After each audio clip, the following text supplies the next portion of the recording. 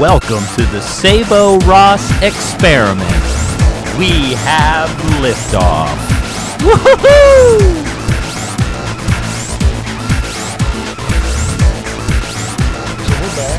We're going to continue the conversation now. We were talking about robotics and again, AI is a theme that goes throughout. But from robotics, we go to what?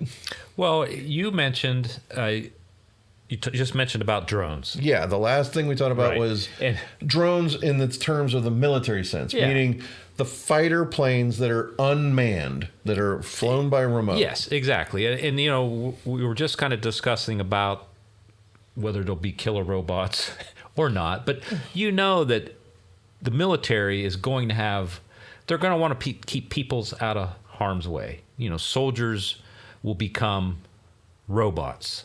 Soldiers become drones. I mean, basically, still controlled by humans, but now they're getting to the point where drones are being controlled by less of a pilot in the back, but by a computer system.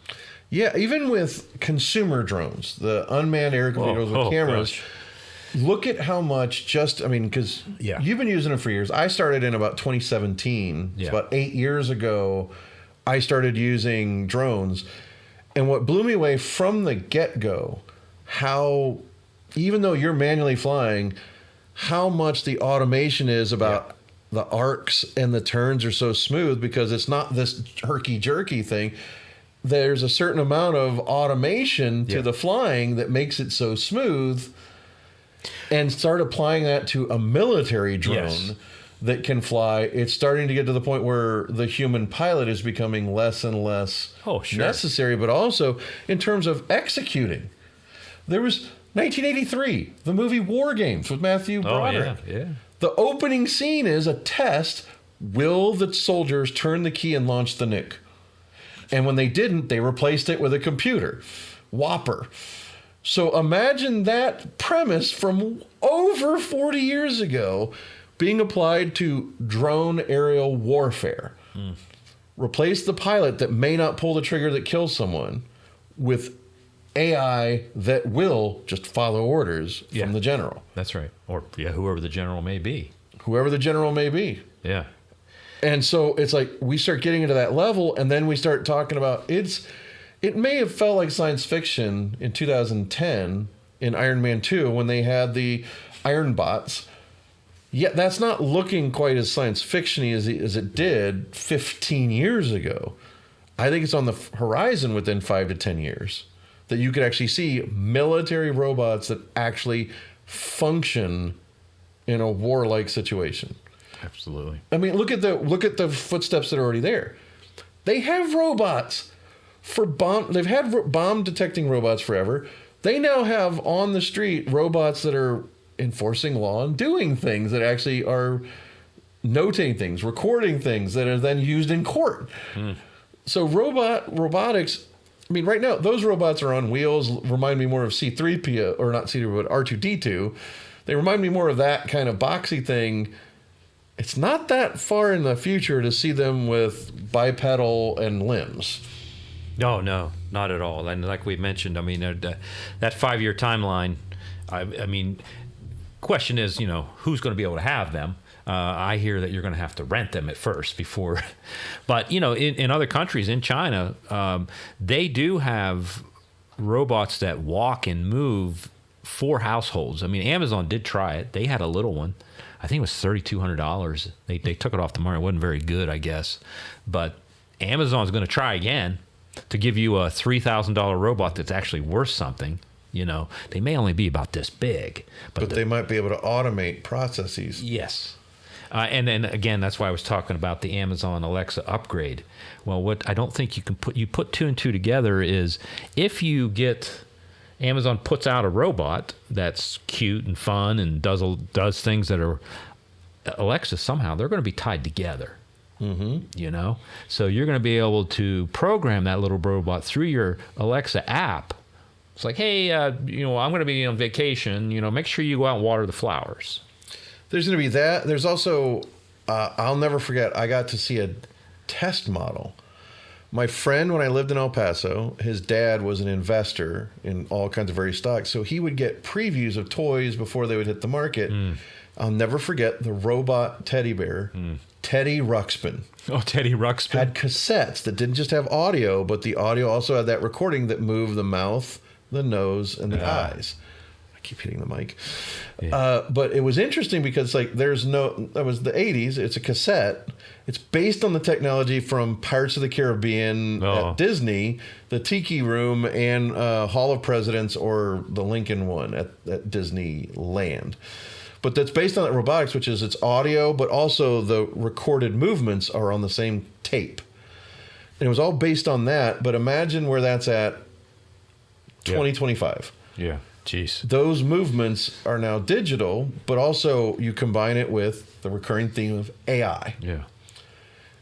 Kids could learn to have their teddy bear in 10 years could be an actual friend. The movie Ted may not be magic, it might be AI. Yeah.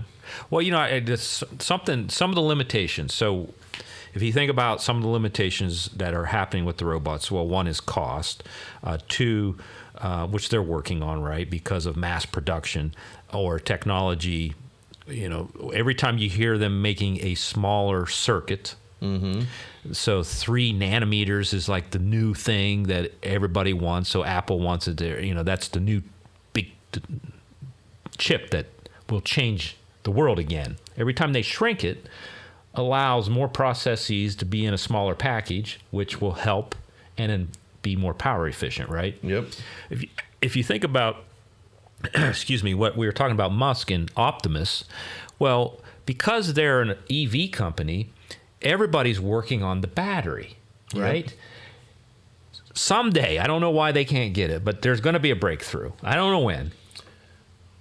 Lightweight, lithium, small, doesn't blow up, doesn't burn. Well, that technology is what's going to take the robot to the next level. Not just your car.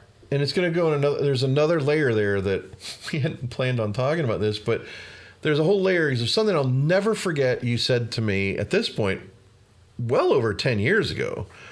You said when you started developing your Sabo lights, you were like, I can't wait for solar. Oh, yeah. To get more efficient. Yeah. So that I could be, I don't even think you used the term off grid, but you're like, I want to be self-sufficient to where I have these batteries and I can power them with the sun and it doesn't cost anything more. Yeah, I had that dream, that's for sure. Well, the thing is, that possibility is a reality to a degree today, which is with all those things from Furman and Jackery and all those companies that make those big batteries that are more for campers and off-grid cabins, but at the same time, what you dreamed about then is a certain degree reality today. Oh, it is a reality today, and people just take it for like, oh wow, Well, it's a current thing, but the thing is, that takes me to a concept that I love and I think about all the time, which is solar is the other half of that equation to me.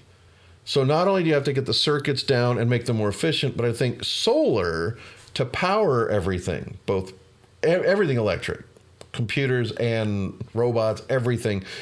Solar power, once they learn or find a way, the breakthrough is going to be if they can make the panels 4 times more efficient. Yeah.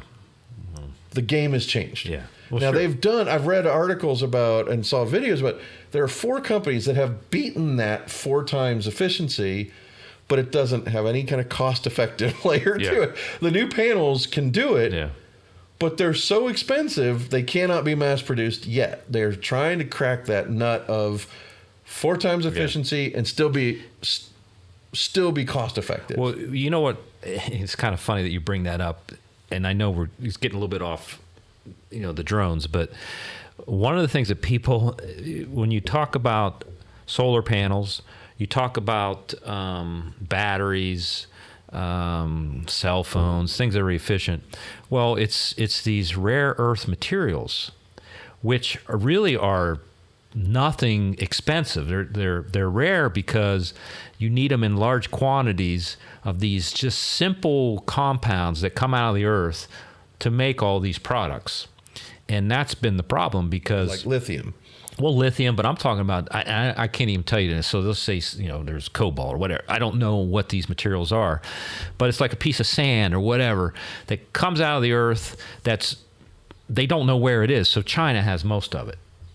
And that's been the problem. So China just announced they're going to withhold rare earth material. So hence why they want to make deals with Ukraine. Ukraine's filled with rare earth materials. Yep. Now we're finding out that there is a lot in the United States using technology, AI, to figure out what's down possibly under. Yeah. They're trying to get down to the lower layers where we might actually have this stuff ourselves. Whenever that day comes, then that's when solar will come down. But until then, that stuff is so much demand just for cell phones. I don't know what's in the chips. It's in the chips. What those little pieces and parts do, I have no idea.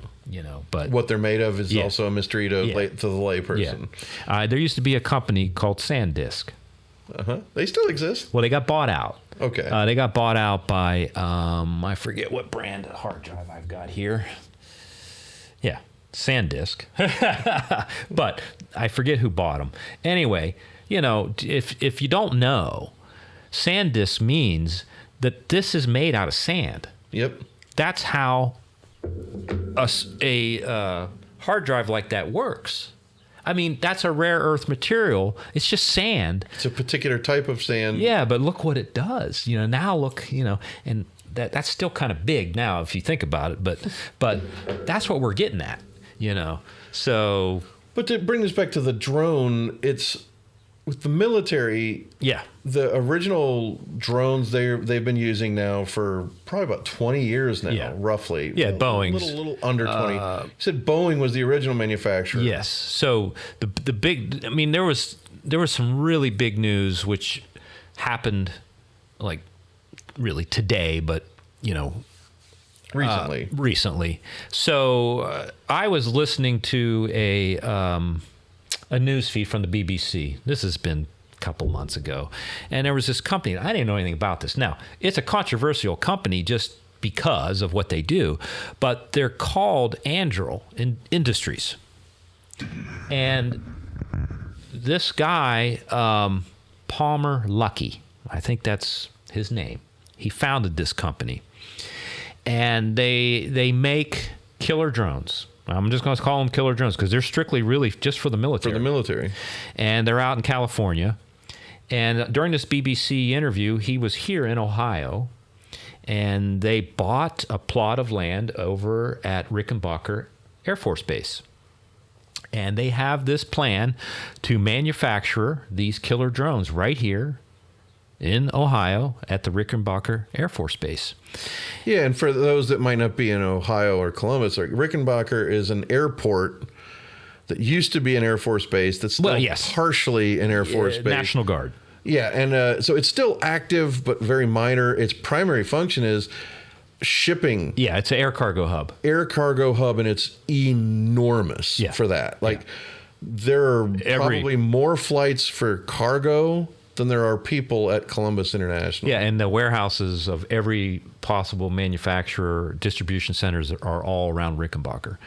To have them come in and make these drones is I don't care. I think it's wow, that's technology. So this is state-of-the-art technology. Ohio's getting all kinds of things, technology-wise. But that's that. And I didn't even know. So I did a little research and I was like, oh, okay, how tied in are they? Well, they're tied in big time with the military. But the announcement that came up recently was Meta came out and said they're partnering with Anduril, sorry. I have that trouble guy's with company. That name. Yeah. And they are going to take the Oculus glasses and make it for the military. They're going to work with them, improve it as military technology. Now what was even more crazy is that Palmer Luckey, who founded Anduril, also was the one that developed Oculus. For Meta. Well, Meta ends up buying him. in 2009. He did it all on his own because he's got, if you think about Musk, well, this guy's under the radar because he's got all kind of tech that he's somehow, made a reality. Yeah, thought of, made it, and without publicity. And then it's got major U.S. contracts. So for Meta to expand Oculus, put him back into the fold, I think he made a quote where he says, "Finally, I've got all my toys back." I think that's what Palmer said. It's just incredible. So we're going to take now a consumer product and then take it the other direction. And to think that Meta would be getting involved in, possible government contracts beyond, just a social media company.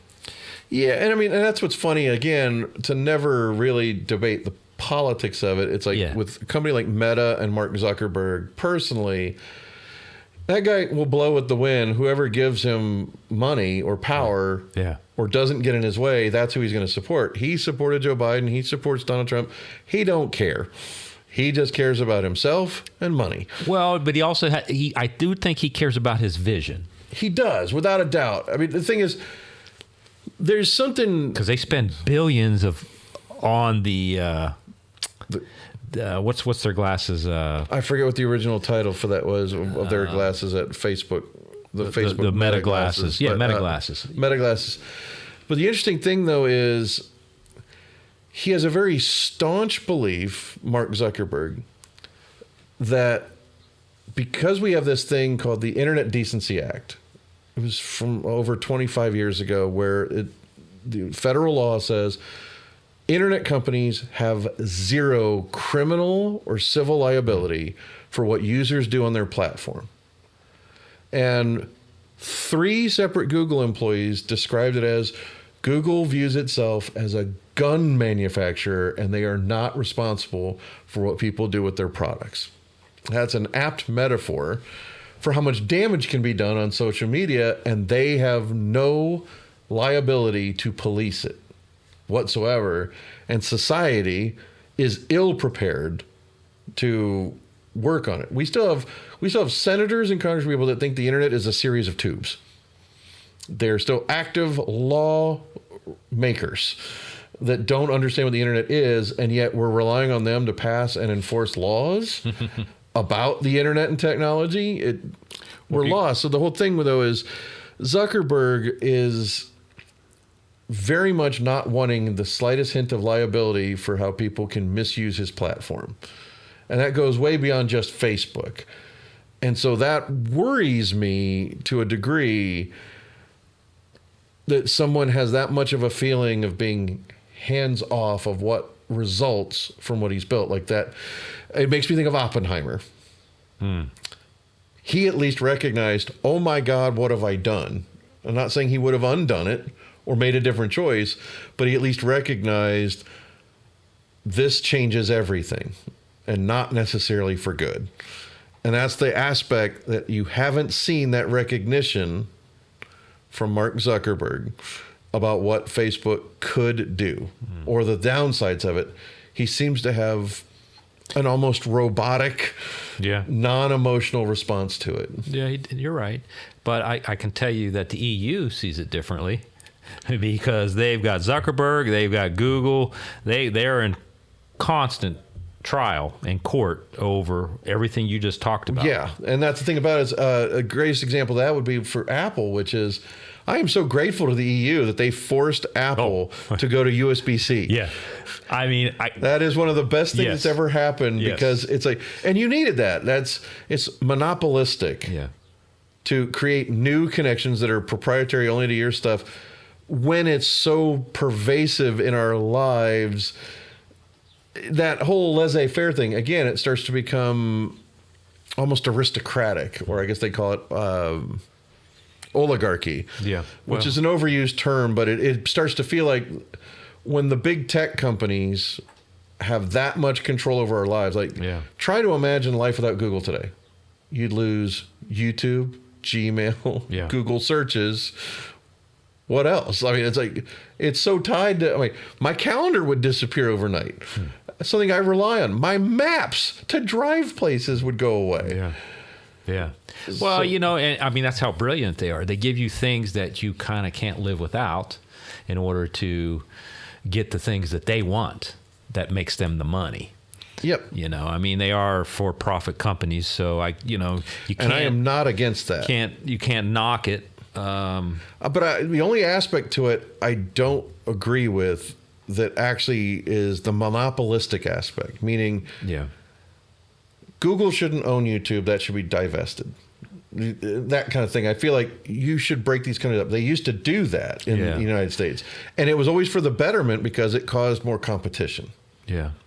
Well, things have been going the other way. I mean, it's when they allowed Sprint and T-Mobile to merge. I didn't like that myself. I really don't like it when Disney got Pixar, Lucasfilm, Marvel. Yeah. It's like, these needed to all be individual companies. They don't need to be owned by one giant mega company. I think it's really bad for business. Yeah. Well, again, I think we had touched base on this prior, and I think we're going to get into on another episode about legacy TV and streaming. Yeah, that comes up later. And like I said, now the big players are Netflix, Apple, and Amazon. The studios don't have the power anymore. Disney Plus would be in that top tier, but even that is not as competitive as it should be. Paramount Plus, Peacock, and even Max, which keeps going through name changes. HBO Max, HBO Max again, HBO app. Go. Yeah. Those original companies, that's a whole other topic that we're going to get into. But again, for me, I don't like monopolies or even the appearance of monopolistic businesses, because I think that it's not good for the economy. Yeah. Well, because I think our economies always do better, and technology innovates more when you have 1,000 millionaires is going to be better for the economy than 1 billionaire. And I think that's the other thing with Amazon. Amazon started as a online bookseller and nothing else. It is now radically pervasive for all businesses. Yeah.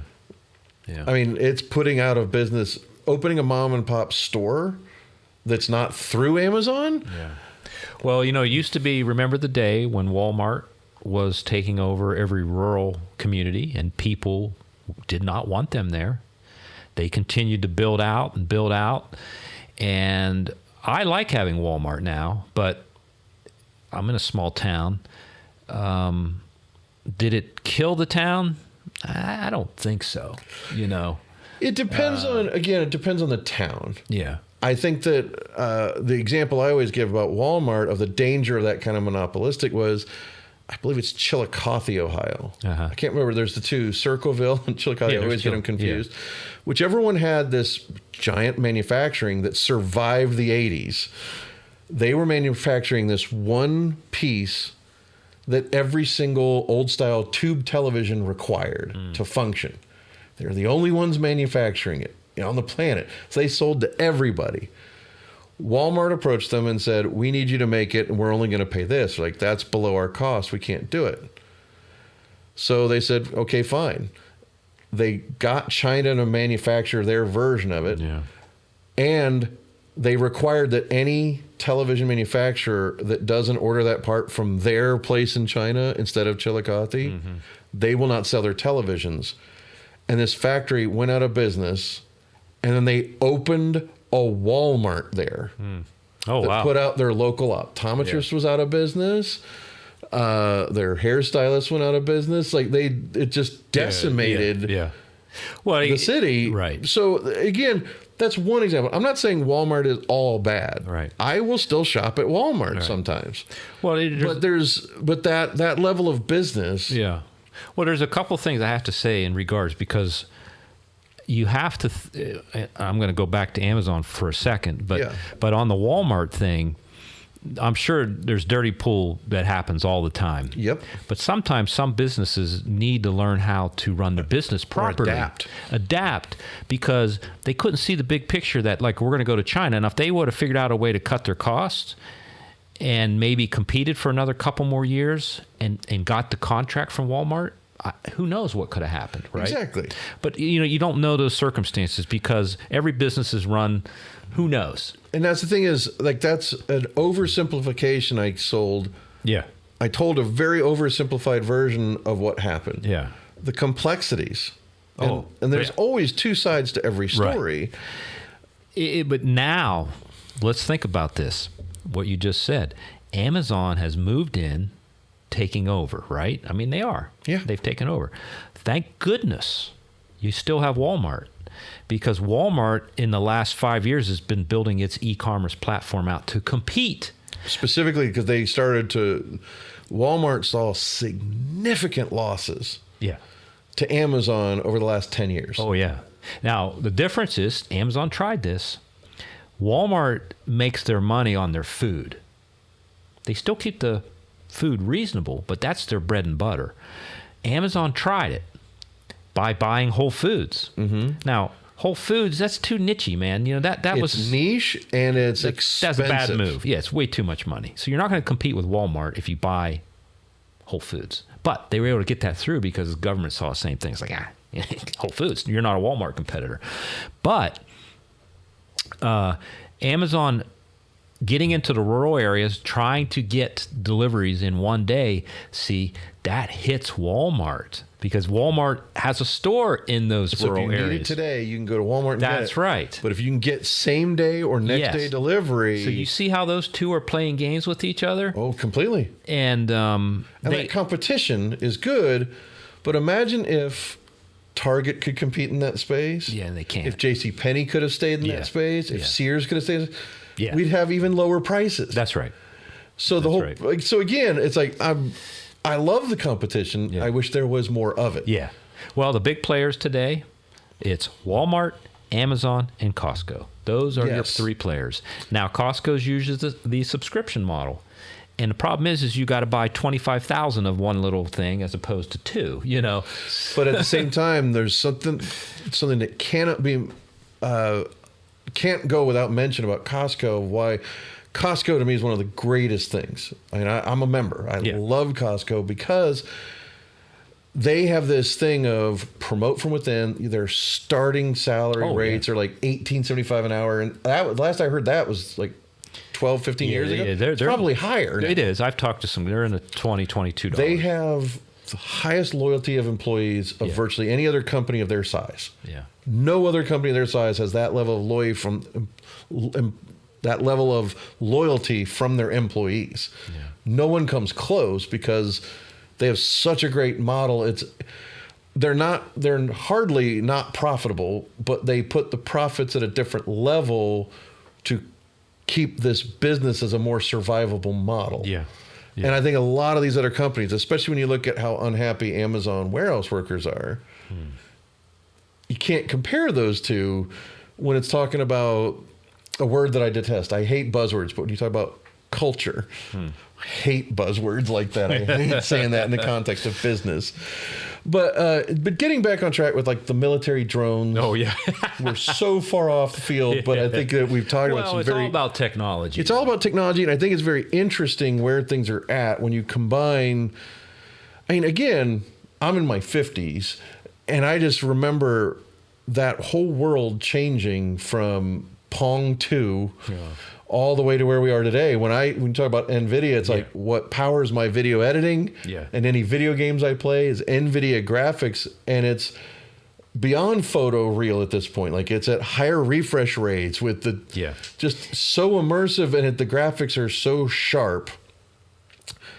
I could not have dreamed that was going to be possible in the 1980s. Yeah. Well, you know what's crazy about that in 1980s? So Jensen Huang, the founder, him and another guy founded NVIDIA. He worked at a Denny's. Did he really? Yeah. He was at a Denny's when he came up with the idea for this GPU. Like nobody ever heard of a graphic processing unit. And him and I wish I knew the other guy's name. They just decided to get together, leave Denny's, and they had this goofy idea to make a GPU. That's incredible. That's incredible. Yes. I mean, so that's an American. I mean, he's from Taiwan or nationality, but I mean, what an American story, right? And you could do that in America. That's what's so great about this country. It is. And the thing is, there are still spaces to innovate. Yeah. There's still the ability to create something from nothing.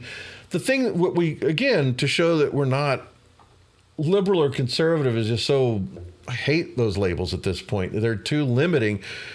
We can take something like AI and take advantage of it as opposed to just lament that it's evil and swear it off. The same thing with, I mean, it's no different than every technology has had that weird conservative, not in the political sense. That conservative view, it's like, think about, I'll never forget this as long as I live. There was this incredible web video, a web documentary on, it was in 2001, it came out for Star Wars. For Star Wars 2, Episode 2, Attack of the Clones. He made a video that was so controversial. He got the head of the ASC, American Society of Cinematographers, and the head of the other union. And he was talking about, I'm shooting this movie digital. And they're like, digital sucks. Yeah. Digital is not real. No one's going to accept this. Oh, yeah? Look where we are today. Yeah. Look where we are today. Tell me who's right and who's wrong about that. When Sony got their foot in the door. Sony made the camera. Panavision made the lens. Yeah. And they worked together to make digital and turn it into... Most people at the time, they were like, no way. Right. This is never going to stick. This is some fad that George is doing. And it's like, He pushed us into the future. Yeah. Because by 2012, 80%, like 10 years after that movie came out in 2012, when Avengers shot digital, not on film. Yeah. Virtually every week, almost every projector is digital. You're hard pressed to find specialty theaters that have a 35 mil or 70 mil projector anymore. Well, and it's that technology and that resistance, that, again, non-political conservatism, just that I like how things are, I don't want them to change. That's not political. That's an ideology that a lot of people have. And that resistance to change is not going to stop it from happening. No, it won't unless you're in a communist country. But even then, sooner or later, it's a later, that's for sure. Well, what do you think? Wrap up that little bit for now, and yeah, I think again, I feel like we need to button it with one thing, and I don't know what to button it with. Well, I feel like because we started on the drones, what was it you wanted to convey with that? I want to make sure that just because we talked and got off topic, that we didn't miss something you wanted covered. What I was trying. Oh, this is it. It's called Eagle Eye. There was a name for it. This technology that he has, and so let's get to that. That'll be our button. Yeah, and just take it from there and bring us to a close. Okay, so. This meta news with the Oculus and Anduril getting together. So Zuckerberg and Palmer back together again since 2019, something like that. And they're going to take this to what they call Eagle Eye. And Eagle Eye is something that was already exist. Now the Oculus is going to merge with it. Yes. So I would imagine, just like when NASA would make a really cool product for astronauts, it eventually made it to the public. This time we're going from the public yes, into the military. To military, and then I'm sure it's going to come back because now the money gets spread out and the government starts paying for some of this. The government starts paying for the innovations. That's right. And the research and development that then later, when it's no longer a state secret, could be released to the public. Takes me way back to our episode with Da Vinci, because Da Vinci got funded by sovereign governments. Yeah. And he made promises of spectacular weapons, things that would, if you were attacked, would save you. And then that technology, he would develop it. They loved it. And then it would work its way back to society again. It's no different from 1490s to 2025. Same process. There's a big statement about a technological advancement that was said was going to end the world as we know it. the crossbow. Oh, geez, yeah, the crossbow.